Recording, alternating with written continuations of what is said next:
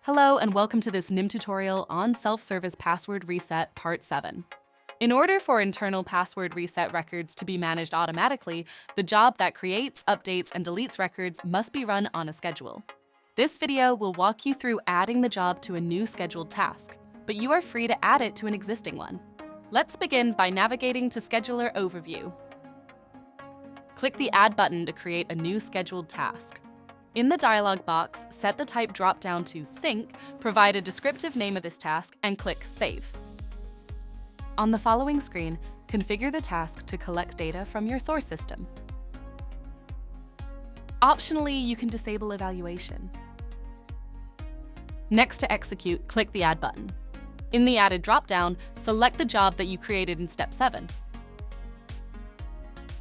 Under the Schedule tab, enable the schedule and configure the task to run at your desired interval. Then, click Save.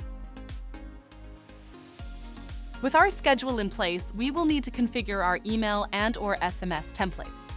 I'll see you again in Part 8.